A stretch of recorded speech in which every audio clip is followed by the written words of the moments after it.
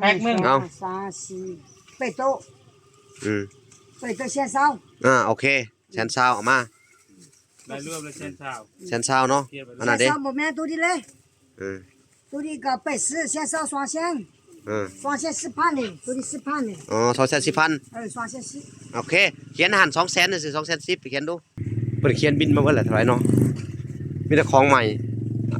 มีหยังใหม่บ่มีแต่แนวใหม่ๆบ่ได้เนาะนี่เอามาเบิ่งดูของใหม่เอามารวมกันดูนี่โอ้พี่น้องเอ้ยเอาสิให้ทางอันนะให้เพิ่นมัดรวมกันแล้วแบกเอาเนาะจะได้ถือตัวใดตัวหนึ่งซอย700,000พี่น้องเอ้ยโอ้บ่ธรรมดา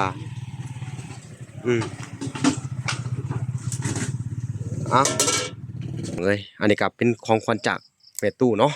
พอเดินทางมาฮอดเนาะแล้วก็เงินหาทางเบิด100เนาะที่เหลือเพิ่นก็สิให้ไปซื้อข้าวเด้ออันแล้วและขึ้นเฮือนแล้วเนาะจังสิได้ไปซื้อกันเนาะ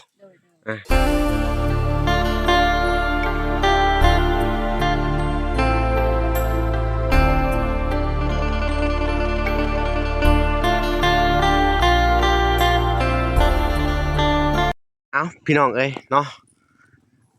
ตอนนี้ก็เป็นบรรยากาศยามค่ำๆพี่น้องเอ้ยหลังจากที่ซื้อข้าวของเสร็จต่อคลิปที่แล้วเนาะบ่ล่ะก็จะทำภารกิจต่อเนาะก็เป็นอัน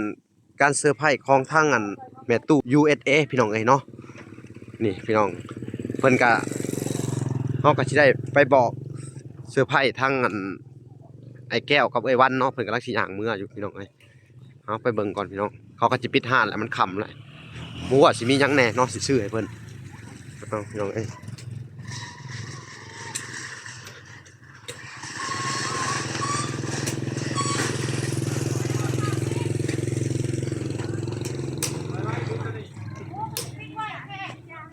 ปิดไว้แท้โอ้ปิดไว้อีหลีเนาะเอ้าพี่น้องเอ้ยสวรรค์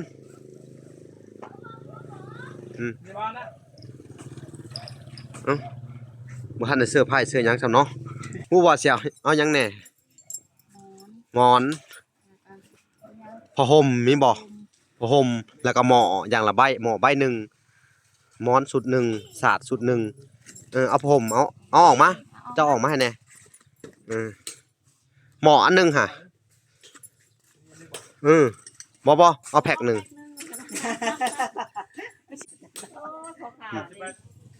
เดี๋ยวออกมาวางนอกพี่นั่นแหละสาดอันหนึง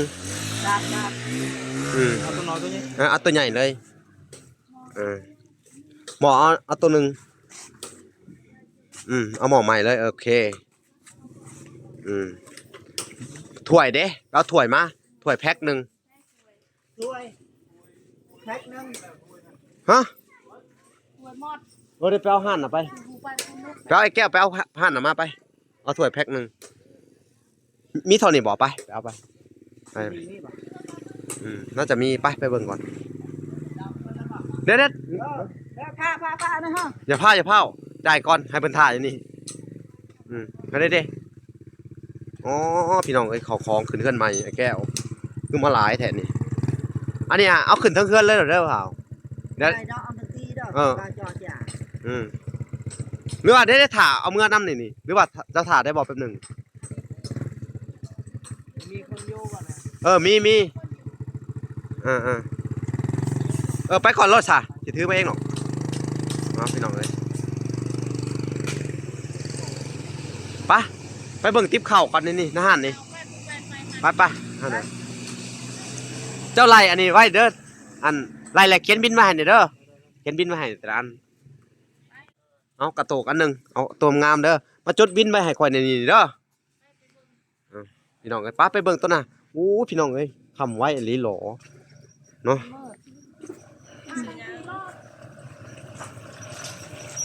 ไปเด็กเพิ่นกำลังสิปิดอยู่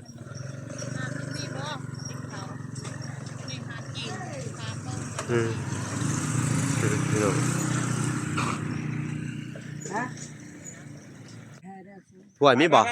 เปิดให้เขาอยากได้น่ะไปยังคือบ่ขายเชียวบ่มีแค่เครื่องอะไรไปบ่ได้เครื่องหลายปิดเปิดติ๊บเข้าบ่มีเนาะติ๊บเข้าไปหั่นใหม่便宜，多存在个便宜，4,500来安能嘞？ ฮะ 安能4,500来多的。 หนึ่ง เออ 哎，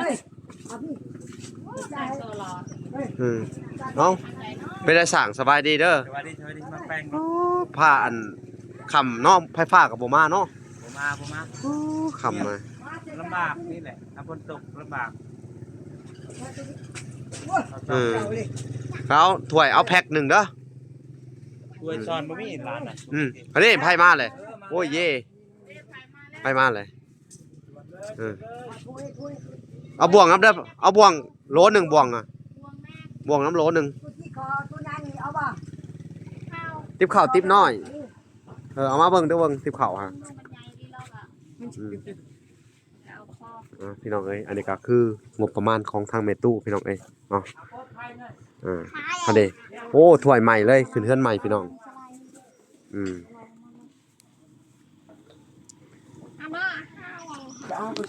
รักเลยเดี๋ยวจะอะไรมาเชื่อเนี่ย 来个点点， โอ้มีแต่ทอนนี่บ่เด้ๆๆตัวนี้ได้ซะอันเท่าไหร่นี่ฮะ 安能85,000，เอาตัวนี้ซะแบบที่ฮะ เท่าไหร่ 80，啊， จะได้อันหนึง 85， อันนี้เอามาดูโลหนึ่งเอามาเลยสวยฮะ 不嫌弄些， นั่นแหละต้นนั่นแหละมา เอาแพ็คหนึงเลยแต่ละลังจานเอา 这里10块，还这没骗了， บ่แพงซอยกันอะไรคนบ่มีเนาะจะได้ ใส่ถุงเลยเสี่ยว 也是疼呀， เสี่ยวอีกบาทนึงสร้างเพิ่นเสี่ยวว่าซั่น 你没晒疼个来的， อันน่ะ 我， เอาสร้างเอาเขียนราคาแต่ละอันให้แหน่เอาบอกเราราคาเท่าไหร่แต่ละอันเขียนบินเร็ว 这便宜的， เกี่ยวเป็นเหรอเกี่ยวบ่เป็นนะ เขียนเลย เป็นว่า 没个80几，这个贴80几这个嘞， แพ็คหนึง เอา 3、4，北斗， อืม 北斗线上， โอเคแสนซาวเอามา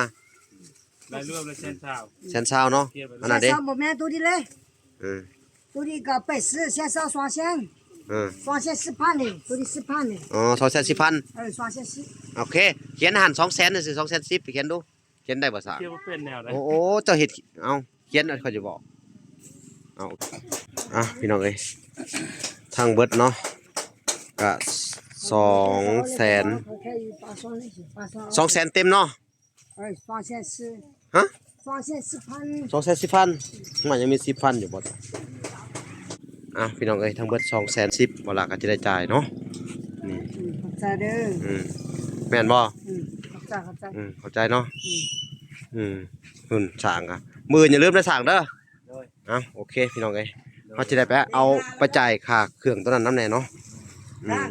อันนี้ก็เป็นงบของแม่ตู้ USA คือเก่าพี่น้องเอ้ยเนาะเพิ่นก็ได้เซอร์ไพรส์ทางไอ้แก้วเพิ่นว่า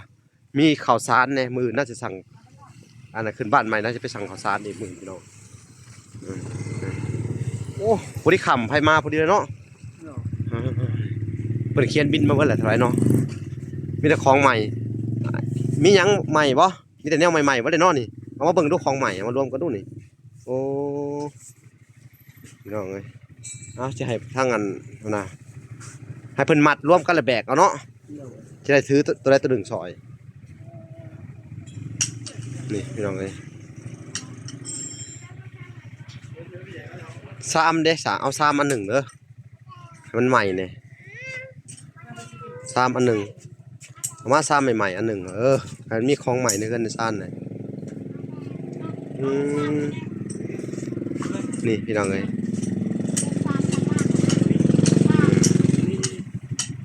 แต่ละอัน 700,000พี่น้องเอ้ยโอ้บ่ธรรมดา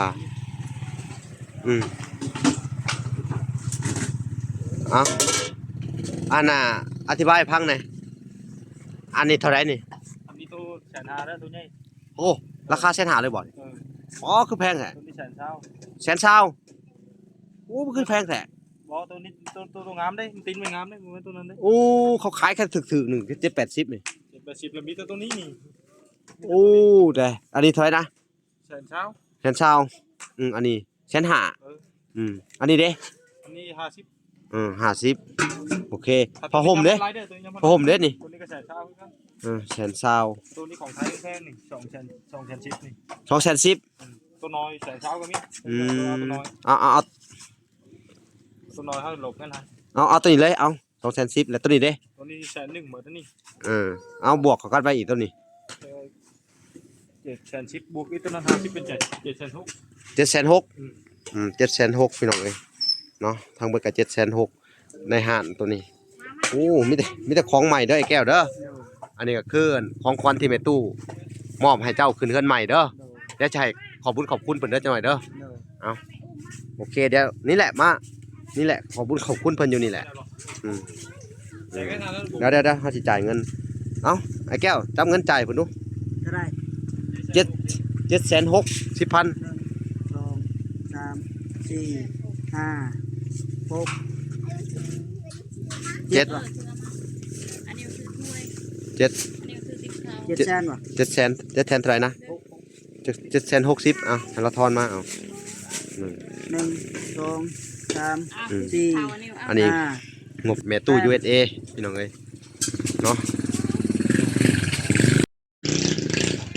เป็นงบของแม่ตู้ USA เนาะ760,000แม่นเนาะ แล้วก็หลุดให้10,000แล้วก็เป็นหลุดให้จุกโอ้ลุด50,000เนาะโอเคลุดให้10,000ขอบใจเด้อก็เป็นงบประมาณทาง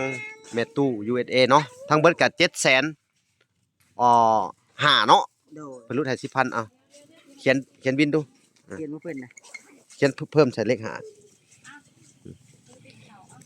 นี่เราจับพี่น้องเอ้ยในส่วนของงบประมาณของแม่ตู้ก็เนาะเป็นเงินอยู่$100เด้อ โดย $100 พี่น้องเอ้ยเนาะก็ใส่ไปแล้วซื้อของใหม่คือเฮือนใหม่พี่น้องเป็นศาสตร์ใหม่กระโตกใหม่ถ้วยใหม่ติบข้าวใหม่เนาะชามใหม่มีของใหม่หยุดก่อนจะพาไปใส่มานั่งนี่ก่อนนี่มันบ่อนไผ่นี่เอาพี่น้องมันค่ำแล้วเพิ่นพาเอาพี่น้องเอ้ยเนาะกะยาเขาที่เฮาอยู่นอกพี่น้องเอ้ยกะสิอธิบายเนาะเฉพาะแต่ละอันนี่เนาะ โดย รวมแล้วในห้านเบียดนี่ก็750,000เด้อ โดย แล้วก็ติบข้าวแล้วก็มีติบข้าวแล้วก็มีอิหยังวะบ่หั่นนะมีถ้วยบ่ แม่น รวมแล้ว210,000ในห้านจีนเนาะ7 8 9 210,000ในห้านจีนพี่น้องเอ้ยนี่ 9ล้าน60ป่ะ บ่ อาหารกะล้าน2,000,000 อัน รวมทั้งหมด รวมเท่าไหร่นะ 9 อันนี้750,000บวกใส่อีก200,000ได้สิ9ล้าน ตลกแหละ 950 ก็นั่นแหละ750,000บวกใส่อีก200,000 210 900,000 960,000ทั้งหมดอันนี้ งบประมาณของข้างแม่ตู้ USA เด้อง่วยดีใจบ่น่ะหรือเต้นทั้งดองผู้พี่น้องเอ้ยเนาะเอาอันนี้มาเร็วๆมาขอบคุณแม่ตู้เพิ่นอยู่นี่ก็ได้เอามันค่ำเลยบ่ได้เฮาจังค่อยกลับเมื่ออันนี้ก็คือแม่ตู้ให้ของขวัญเด้อมื้อขึ้นเฮือนใหม่ของเจ้ามื้ออื่นมื้อค่ำมื้อคูณเด้อเอาก็อยากให้ทุกเจ้าขอบคุณทางแม่ตู้เพิ่นเบิ่งเด้อเอา เอาวางไว้ก็ลูก นี่ สิพายอ่ะ พายเอานบ นบลูกนบ เอาขอมขอบใจเด้อแม่ตู้ เหลือ ช่วยเหลือ เมตตาโด โด ย ย สงสาร ไอ้แก้ว เมตตาสงสารครอบครัวไอ้แก้ว ให้อยู่ดีมีแฮงเด้อแม่ โดย ตู้สนับสนุน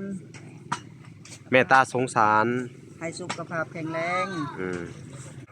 โอเค ลูกเอานบ ขอบคุณแม่ตู้เพิ่น ขอบคุณเด้อแม่ตู้ที่สงสาร เมตตา เมตตาสงสารครอบครัวไอ้แก้วให้อยู่ดีมีแฮง โดย คมเจ็บอย่าได้คมไข่อย่ามี โดย ให้อยู่ดีมีแฮงทั้งแม่ทอนแก้วนำเด้อ โดยเบิดสุขุสุคน หมดทุกคู่ทุกคนให้อยู่ดีมีแฮง โดยแล้วก็ ที่ ครอบ ช่วยเหลืครอบครัวไอ้แก้ว โดยแล้วก็ทางครอบครัวแม่ตู้เนาะ ครับครอบครัวแม่ตู้ให้อยู่ดีไม่แห้ง เบิร์ดสู่ขู่สู่คนเนาะโดยเอ้าพี่น้องเอ้ยทางเพิ่นก็ขอบคุณบ่ค่อยเก่งปานใดเนาะก็ต้องขอโทษขออภัยเนาะพี่น้องเนาะ ขอบคุณทางแม่ตู้เด้อที่เมตตาสงสารครอบครัวไอ้แก้วให้อยู่ดีมีแห้งให้สุขภาพแข็งแรงความเจ็บแก่ใดความไข่อยามีทุกๆคนทุกทางสาธุ โดยโอเคพี่น้องเอ้ยเนาะไปเดินทางกลับบัดนี้มาสิถือซอยมีหยังแหน่อ่ะบ่ล่ะก็สิถือซอยเพิ่นเอามาตัวนั้นนะมาแดกกันนี่ถือได้บ่ตัวน่ะ ถือได้ ถือได้มาอันนี้ก็มีแต่ของใหม่พี่น้องเอ้ยเนาะไปเดินทางกลับก่อนพี่น้องเอ้ยมันค่ำมันมืดแล้วเนาะนี่เอาพี่น้องเอ้ยอ๋อครบเครื่องเนาะชุดหนึ่งกะเมื่อแหละพี่น้องเอ้ยเนาะเป็นอันของสมของหวานพี่น้องเอ้ยชุดหนึ่งเมื่อแหละแต่อันนี้ชุดนี้ก็เป็นของอันแม่ตู้ยูเอเดโอ้ยมืดแล้วพี่น้องเอ้ยเดี๋ยวสิเปิดแฟลชก่อนว้าโธ่เปิดไฟก่อนโอ้เปิดไฟกับโบเห็นหุงพี่น้องเอ้ยผู้มันมืดแหละมืดจนได้เนาะอันนี้ก็เป็นงบประมาณทางอันแม่ตู้ USA พี่น้องเอ้ยเนาะที่ว่าเพิ่นสนับสนุนที่ว่าเพิ่นช่วยเหลือเนาะที่เพิ่นช่วยเหลือครอบครัวไอ้แก้วมาเนาะหรือว่าอุปถัมภ์ค้ำสู้มาตลอดพี่น้องเอ้ยเนาะก็เป็นเงินของเพิ่นก็ฝากมาให้อันทั้งอันทีมงานชุมเฮานำแน่พี่น้องเอ้ยเนาะเพิ่นก็ให้อันทั้งอันเบาสัญญาเบาน้อยแล้วก็อันให้ทั้งอันเบาแก้วก็คือไอ้พี่น้องเอ้ยเนาะก็คือว่าแหละเนาะแม่ตู้เพิ่นก็เมตตาสงสารทั้งครอบครัวอันไอ้แก้วแล้วก็ทั้งทีมงาน YouTube เพิ่นก็อันค้ำสู้มาโดยตลอดพี่น้องเอ้ยเนาะโอเคพี่น้องมันมืดแล้วเฮาก็สิได้ไปอันพูดคุยกับเพิ่นอยู่อันเฮือนเลยพี่น้องโอเคเอาพี่น้องเอ้ยอันนี้ก็เป็นของขวัญจากแม่ตู้เนาะพอเดินทางมาฮอดเนาะแล้วก็เงินหาทางเบิด100เนาะที่เหลือเพิ่นก็สิให้ไปซื้อข้าวเด้ออันแล้วและขึ้นเฮือนแล้วเนาะจังสิได้ไปซื้อกันเนาะสิซื้อมาประมาณอันสอบกว่าๆนี่แหละเนาะมัน700,000เนาะ700,000กว่าเอ้าพี่น้องตัวนี้ก็เบิดไปอยู่อัน960,000เนาะนี่ก็ต้องขอบคุณเนาะอันแม่ตู้จาก USA ที่บ่ทิ่มทั้งครอบครัวไอ้แก้วเนาะที่ว่าคอยให้ความ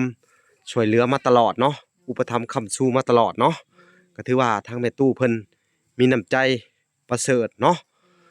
เพิ่นก็มีอันที่ดินเนาะที่เสื้อผ้าจุบเจ้าเนาะถมทีซื้อข้าวของมาแต่ต้นจนจบเนาะแล้วเพิ่นก็มีแบบว่า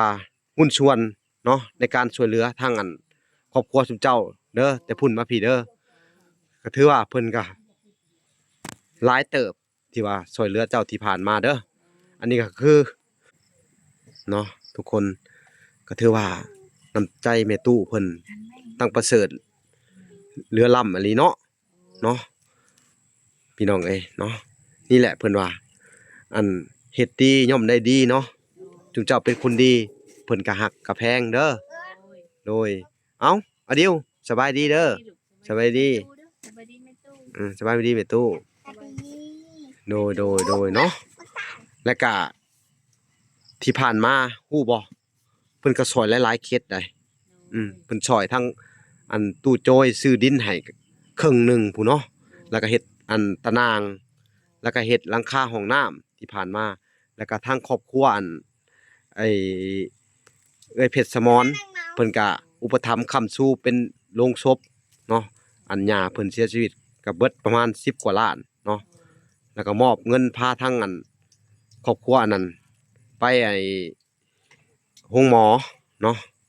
แล้วก็ช่วยเหลือเจ้าเริ่มแรกนับแต่เจ้าฮีบักม่วงมาเนาะตั้งแต่ต้นจนปลายคือกันเด้อเพิ่นก็ช่วยเหลือซุเจ้ามาตลอดเนาะฮีบักม่วงก็เป็นเงินของเพิ่นเจอเจ้าตอนแรกซื้อบักม่วง3ถุง150,000เนาะก็ถือแล้วก็ต่อมาก็พาซุเจ้าไปโรงหมอต่อมาแล้วก็พาไปซื้อข้าวของเครื่องใช้เป็นถ้วยบวงมีแต่ของใหม่เบิดเด้อบ่มีของเก่าเนาะโดยเอ้าเนาะดีใจหลายเนาะ จนหายมื้อนี้ก็เป็นเพิ่นก็ผากมาอวยพรจุเจ้าเซอร์ไพรส์จุเจ้าเด้อเนาะ ดีใจนำเด้อก็ผันเป็นจริงแล้ว ประสบความสำเร็จแล้วเด้อเนาะในสิ่งที่จุเจ้าบ่มีแต่ในสิ่งที่เจ้าบ่เคยมีเนาะมื้อนี้ก็ประสบความสำเร็จก็คือมื้ออื่นนี่สิได้ขึ้นเรือนขึ้นศาลเนาะโอ้ให้อีกแล้วพี่น้องเอ้ยเอามิดเอาดีใจพี่น้องเอ้ยจักสิเฮ็ดจังไดเนาะเอาก็คือนี่แหละคือของขวัญของเพิ่นขึ้นเรือนขึ้นศาลเป็นของใหม่เบิดเอาโอเคพี่น้องเอ้ยเนาะคลิปนี้ก็บ่มีหยังหลายแม่ทองแก้วเพิ่นก็โทรมาพอดีเลยเนาะโอเคพี่น้องพอกันใหม่อีกคลิปหน้าเด้อบ๊ายบายพี่น้องเอ้ยพอกันใหม่อีกคลิปหน้าเด้อบ๊ายบายสบายดี